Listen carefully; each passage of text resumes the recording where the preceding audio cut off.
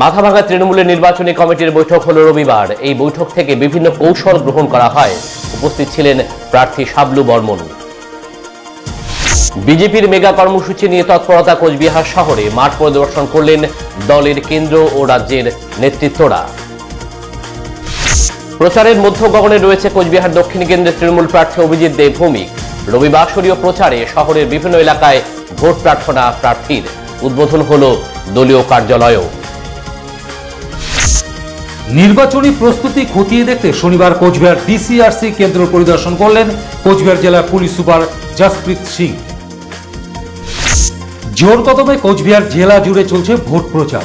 রবিবার শীতলকুচি বিধানসভা কেন্দ্রের বিজেপির প্রার্থী সাবিত্রী বর্মন করলেন তার প্রচার কর্মসূচি। এসআইআর শেষে অসম্পূর্ণ তালিকা প্রকাশ নিয়ে উত্তাল আন্দোলন কোচবিহার 2 নং ব্লকের পুন্ডিবাড়িতে। ভোটের মুখে এখন বড় ইস্যু তৃণমূল কংগ্রেসের। দলীয় পতাকা লাগানোকে কেন্দ্র করে তৃণমূল ও বিজেপির বিতণ্ডায় উত্তেজনা ছড়ালো তুফানগঞ্জের ফেরসা বাড়িতে।